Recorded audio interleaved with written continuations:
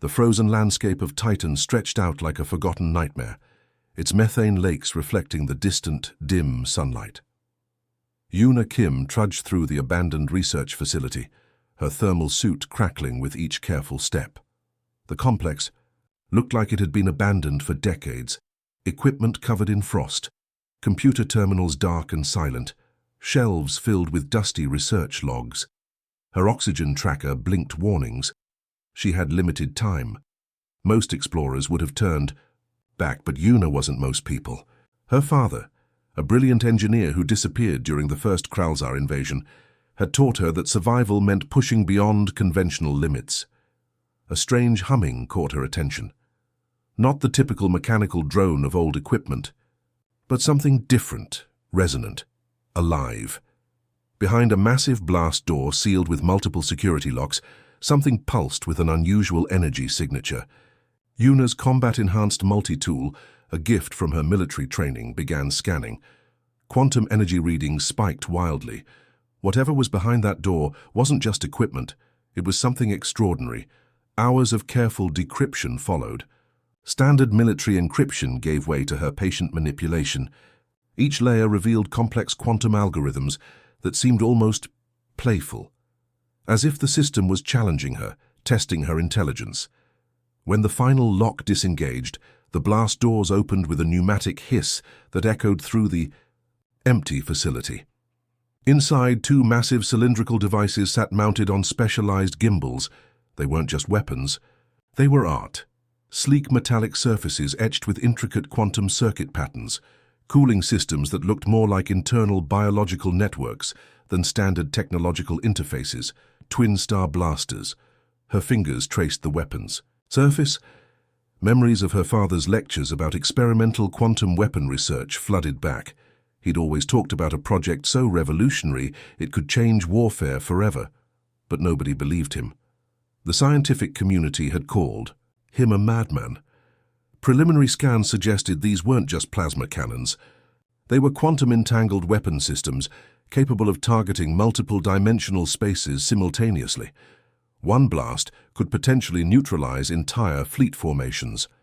A distant rumble interrupted her investigation. Kralzar scout ships. They were searching this sector, which meant her window of opportunity was closing fast.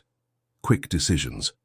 She needed transportation, technical support, and a team crazy enough to help her weaponize these prototypes. Her universe had been reduced to endless conflict.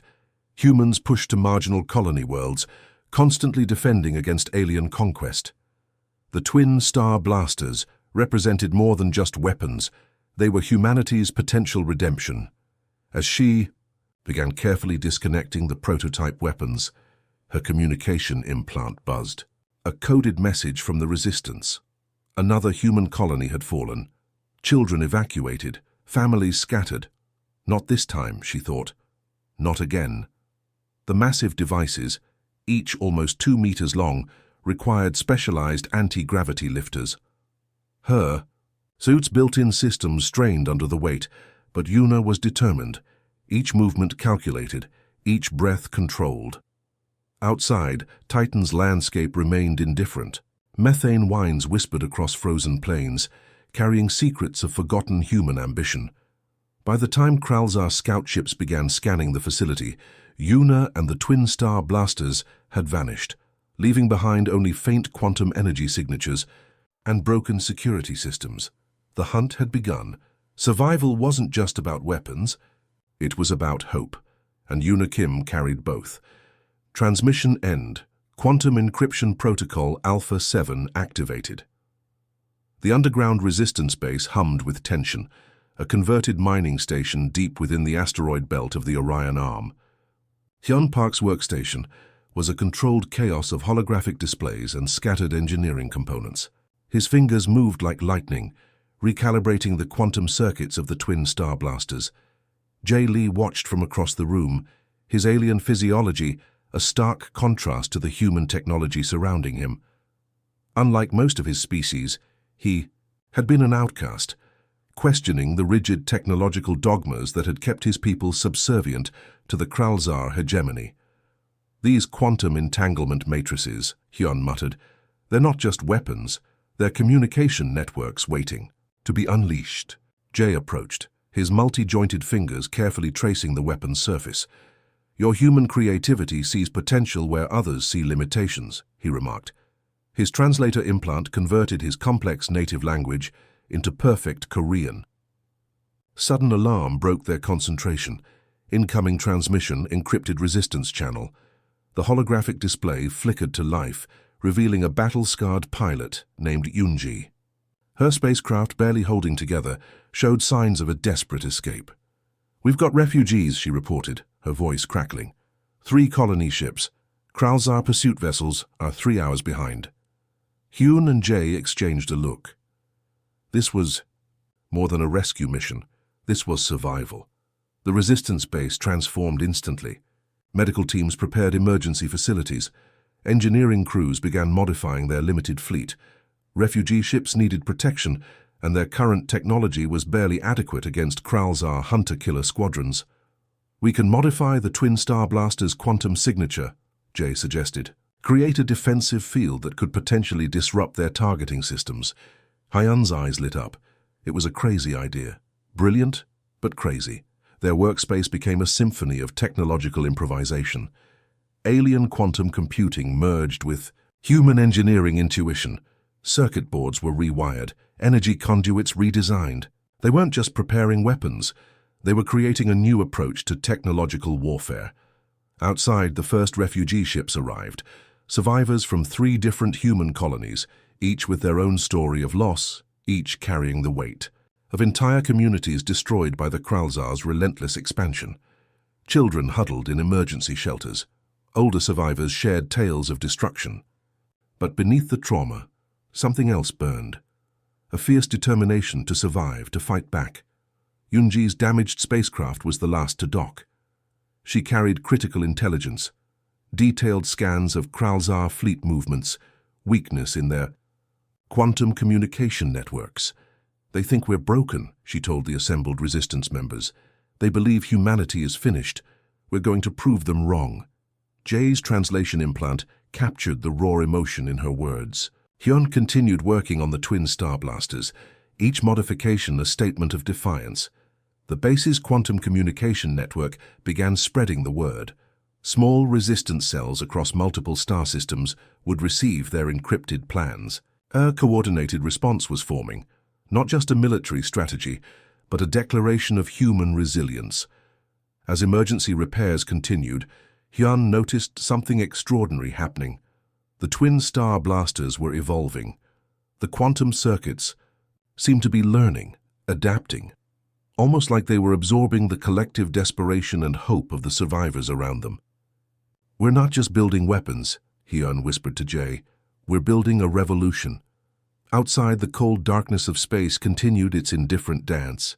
Distant stars flickered, silent witnesses to humanity's desperate fight for survival. The first phase of their unlikely alliance was complete.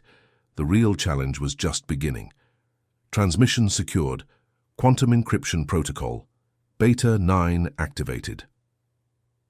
The Kralzar shipyard loomed like a metallic nightmare, a massive orbital complex, spanning multiple kilometers, protected by energy shields that had crushed countless resistance attempts. Yoona Kim's modified stealth ship drifted silently, its quantum camouflage system making it virtually invisible against the dark backdrop of space. "Quantum signature stabilizing," Hyun's voice crackled through the communication link. "You've got a 12-minute window before their advanced detection systems might pick up our frequency." Jay had spent weeks recalibrating the ship's infiltration systems. What looked like a standard reconnaissance vessel was actually a weapon of precision and desperation. Every system had been modified, every circuit redesigned to exploit the smallest weakness in Kralzar technology. The first defense line approached, massive robotic interceptors that looked more like living metal creatures than traditional spacecraft. Their sensor nets could detect a single molecule out of place. One wrong move meant instant destruction. Yoona's hands moved with surgical precision. Each micro-adjustment was calculated, each movement a dance between human intuition and technological perfection. The ship slipped through the first defense perimeter like a ghost, leaving no trace. Inside her combat suit, biometric sensors tracked her stress levels. Heart rate steady, breathing controlled. Years of resistance training had prepared her for this moment. The primary shipyard's central hub came into view, a massive structure that looked like a metallic spider web of technological complexity. Thousands of Kralzar technicians moved about, their multi-limbed bodies working with mechanical precision. "Target acquired," she whispered. "Preparing quantum disruption sequence, the twin star blasters, now modified with Jay's alien technology, hummed with potential. They weren't just weapons anymore, they were a statement, a promise of resistance. A massive robotic guard turned in her direction. For a moment, time seemed to freeze, then chaos erupted. Quantum energy burst from the modified blasters, creating a cascade of disruption that spread through the shipyard's defense systems. Robotic guardians froze mid-movement.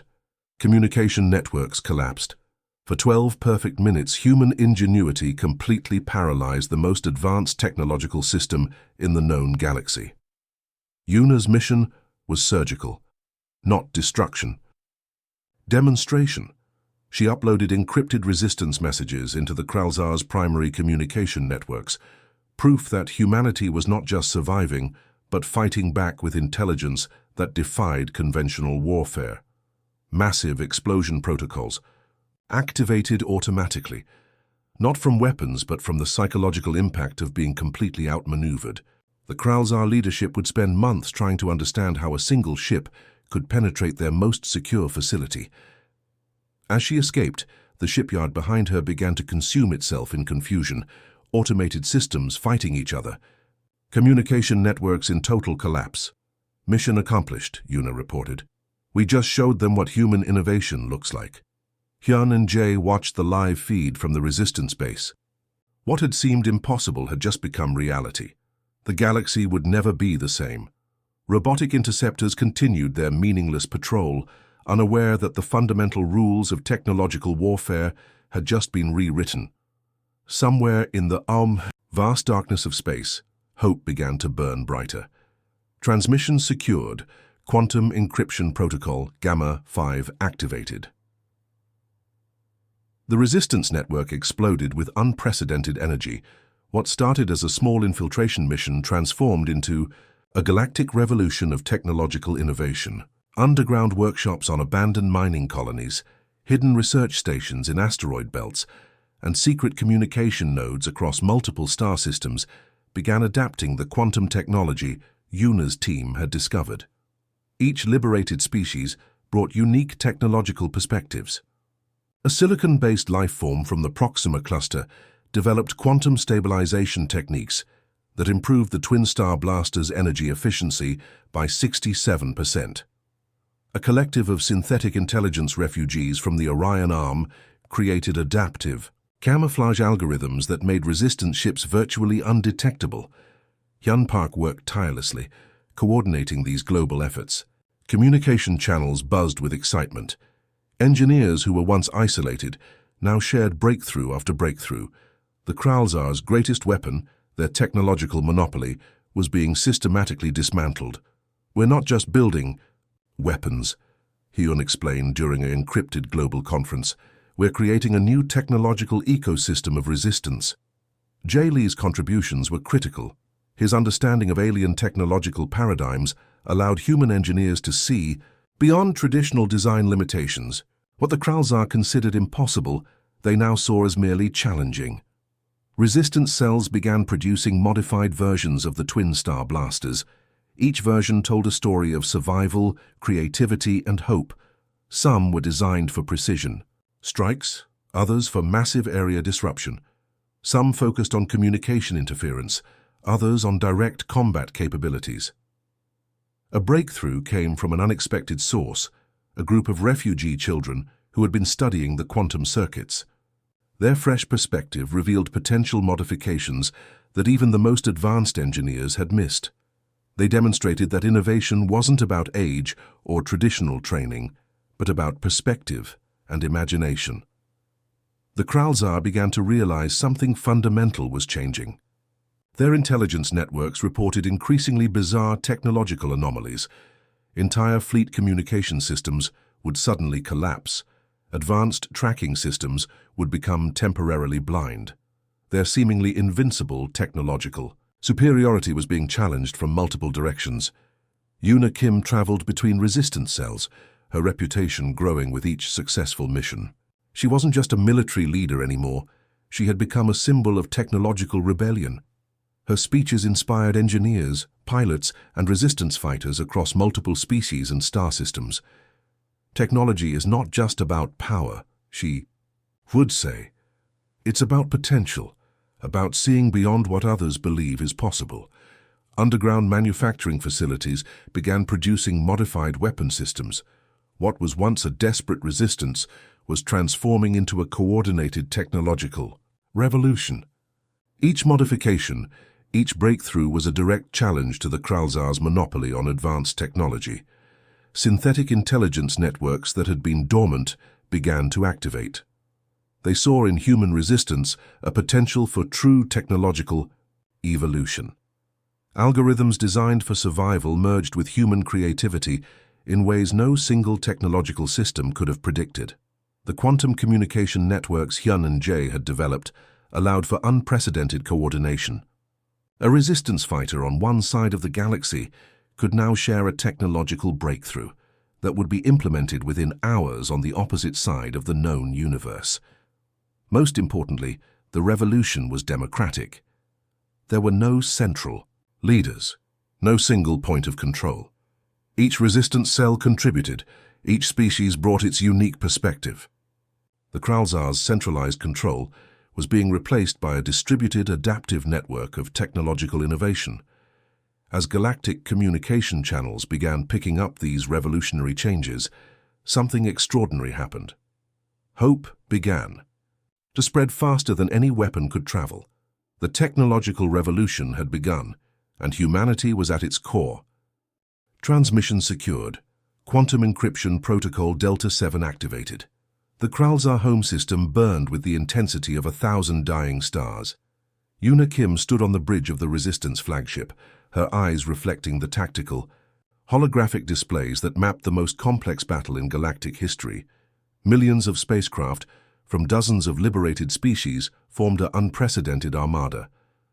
Where traditional military doctrine would have created rigid formations, this fleet moved like a living organism, adaptive, fluid, unpredictable. Each ship was a quantum-enhanced weapon, each crew a testament to collective survival. Hyun Park's voice cut through the communication systems. Quantum entanglement networks at maximum capacity. We can predict and counter their movement algorithms in real time. The Kralzar command ships looked like massive metallic nightmares, kilometers of technological complexity designed for absolute domination. But today they faced something they never anticipated, a united resistance that had transformed technological disadvantage into revolutionary advantage. Jae Lee's modified quantum tracking systems revealed the Kralzar's fatal weakness. Their centralized command structure, once their greatest strength, had become their most significant vulnerability. Each ship was perfectly synchronized, which meant a single disruption could cascade through their entire fleet. Target primary. Communication hub, Yuna commanded. Her voice was calm, almost mathematical in its precision. The twin star blasters, now mass-produced and enhanced by multiple species, fired simultaneously. Quantum energy waves that could simultaneously exist in multiple dimensional spaces crashed through the Kralzar's defensive systems. It wasn't just a weapon discharge, it was a technological statement. Entire Kralzar fleet sections began to malfunction. Communication networks collapsed. Defensive systems turned against themselves. What had taken them centuries to build began to disintegrate in minutes. Robotic. Defense platforms, once considered invincible, started attacking each other. Advanced AI systems became confused, their perfectly synchronized algorithms suddenly meaningless against the chaos of adaptive resistance technology. They designed perfection, Hyun remarked. We designed hope. The battle wasn't just about physical destruction. It was a confrontation of technological philosophies. The Kralzar believed in rigid, centralized control. The resistance represented distributed, adaptive intelligence. Synthetic intelligence networks that had been dormant for generations suddenly activated. They saw in this moment a chance for true technological evolution. Algorithms designed for survival merged with human creativity in unprecedented ways. Refugee ships that had once fled in terror now became critical parts of the attack strategy. Children who had studied quantum circuits contributed breakthrough tracking algorithms. Engineers who had been considered outsiders now redesigned warfare itself. Yuna's tactical display showed something extraordinary. The resistance wasn't just winning. They were rewriting the fundamental rules of galactic conflict. Hours became minutes. Minutes became moments of pure technological poetry. The Kralzar command structure, once considered the most advanced in the known universe, began to completely disintegrate. "We are not victims," Yuna broadcast across all communication frequencies. "We are architects of our own future." The final confrontation wasn't just a battle, it was a declaration. Humanity and its allied species were saying something fundamental about technological evolution, about survival, about hope. As the last Kralzar command ships collapsed, something extraordinary happened. Not just victory, but a fundamental reimagining of what technological potential could mean. The galaxy watched, and everything changed. Transmission secured. Quantum encryption protocol Omega-1 activated.